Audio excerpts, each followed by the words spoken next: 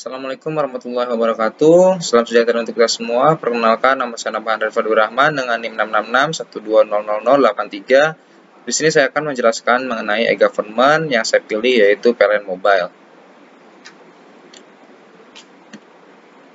Sebelumnya, di sini saya akan menjelaskan mengenai e-government. E-government merupakan suatu kependekan dari elektronik pemerintahan atau electronic government. Suatu penataan sistem, manajemen, dan proses kerja di lingkungan pemerintah dengan mengoptimalkan pemanfaatan teknologi informasi dan komunikasi. E-government merupakan penggunaan teknologi dan internet dalam proses pelayanan publik yang dilakukan pihak pemerintah untuk membantu memenuhi kebutuhan masyarakat. PLN Mobile sendiri merupakan aplikasi mobile customer self-service berbasis mobile yang terintegrasi dengan aplikasi pengaduan dan keluhan terpadu atau APKT dan aplikasi pelayanan pelanggan terpusat AP2T. Kemudian di sini ada tahap-tahap e-government. Yang pertama adalah tahap informasi, yang kedua ada tahap komunikasi, yang ketiga ada tahap transaksi, dan yang keempat adalah tahap metadata. Di sini saya akan menguraikan mengenai keempat tahap tersebut. Yang pertama adalah tahap informasi. Tahap informasi yang baik yaitu adanya FAQ atau Frequently Asking Question yang memuat pertanyaan yang sering ditanyakan oleh customer mengenai segala hal yang berkaitan dengan produk, layanan, serta tentang kegunaan platform atau aplikasi yang digunakan. Pada aplikasi PLN Mobile, customer dapat mendapatkan informasi melalui Frequently Asking Question ini yang ada di aplikasi PLN Mobile. Atau kalian juga dapat menghubungi media sosial Instagram @pln123_official. Kemudian adanya maksimal update yaitu 2 minggu sekali. Pada aplikasi PLN Mobile ini tidak melakukan update secara berkala selama maksimal 2 minggu sekali mengenai informasi yang diberikan kepada customer, melainkan terakhir update yaitu 1 bulan yang lalu, sehingga PLN Mobile ini belum optimal dalam memberikan informasi yang terbaru bagi customer-nya. Kemudian adanya English version. Gunanya adalah agar warga negara asing dapat menggunakan layanan aplikasi, karena seperti yang kita ketahui tidak semua pengguna aplikasi PLN Mobile ini merupakan warga lokal, bisa saja merupakan warga asing yang tinggal di Indonesia, seperti itu. Kemudian adanya hypertext dan hyperlink. Pada aplikasi PLN Mobile sudah terdapat fitur hypertext dan juga hyperlink untuk tersambung dengan website lain seperti adanya website cadangan, PLN Mobile, hyperlink untuk transaksi pada online shop, kemudian m-banking dan sebagainya. Kemudian yaitu adanya kontak person. Dalam PLN Mobile sekarang sudah terdapat kontak person yaitu call center di 123 dan email helpdesk mobile 123@pln.co.id, atau customer juga bisa menghubungi melalui Instagram dari PLN Mobile. Yang kedua yaitu tahap komunikasi. Syarat komunikasi yang baik yaitu adanya chat yang cepat direspon oleh pihak PLN Mobile.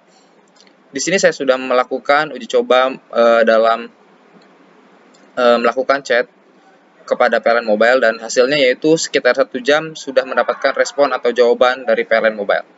Kemudian yang ketiga adalah tahap transaksi. Pada aplikasi PLN Mobile ini sudah bisa melakukan pembayaran online melalui marketplace seperti Tokopedia, kemudian bisa melakukan pembayaran melalui m-banking dan juga aplikasi uang elektronik lainnya. Dan yang kemudian lagi adalah yang keempat, tahap metadata. Nah, pada tahap ini memungkinkan seluruh orang di dunia dapat mengakses dan juga bertukar informasi seputar e-government. Terkhusus adalah PLN Mobile. Pada aplikasi ini, PLN Mobile belum sampai pada tahap metadata karena PLN Mobile belum bisa diakses oleh orang di luar negeri seperti itu. Dan yang kemudian adalah digital divide. Digital divide atau kesenjangan dalam digital merupakan kesenjangan yang terjadi dalam kemajuan teknologi informasi dan juga komunikasi, sehingga orang-orang tersebut tidak dapat mengakses internet dengan lancar atau bahkan tidak dapat mengakses internet. Kemudian susahnya koneksi atau sinyal bagi warga negara karena mungkin daerah mereka yang kurang terjangkau oleh tower sinyal, sehingga mereka tidak dapat mengakses internet dan juga merasakan kemajuan teknologi. Kemudian di sini ada solusi yang ditawarkan yaitu untuk mengatasi permasalahan tersebut yaitu melakukan pembangunan tower jaringan serta pembangunan infrastruktur penunjang lainnya yang harus dilakukan oleh pemerintah. Pemerintah juga bisa dapat bekerja sama dengan perusahaan provider swasta lain untuk pemerataan digital. Dengan ini, pemerintah harus memperhatikan warga yang berada di daerah pedalaman dengan membangun tower jaringan agar dapat memperluas jaringan sehingga daerah pedalaman dapat merasakan adanya koneksi atau jaringan internet serta kemajuan teknologi yang sama seperti di perkotaan. Kemudian yaitu ada beberapa masalah yang terjadi dalam e-government di Indonesia. Yang pertama adalah masalah budaya organisasi, yang kedua infrastruktur, yang ketiga adalah sumber daya manusia, yang keempat adalah kebijakan dan hukum, dan yang kelima adalah komitmen kepemimpinan. Nah, di sini saya akan memaparkan bagaimana mengatasi kelima permasalahan tersebut. Yang pertama yaitu budaya organisasi. Untuk memperbaiki budaya organisasi yang kurang baik, kita harus memahami komitmen dan juga proaktif dalam perubahan dengan bersosialisasi dan berkomunikasi dengan baik antar karyawan, dan juga sikap budaya organisasi dengan bijak dan mencoba beradaptasi di dalamnya. Kemudian yaitu yang kedua adalah infrastruktur. Untuk melengkapi kebutuhan seperti hardware, software, dalam jaringan diperlukan meratanya infrastruktur di setiap daerah agar memudahkan dalam pembangunan penunjang jaringan. Kemudian yang ketiga adalah sumber daya manusia atau SDM.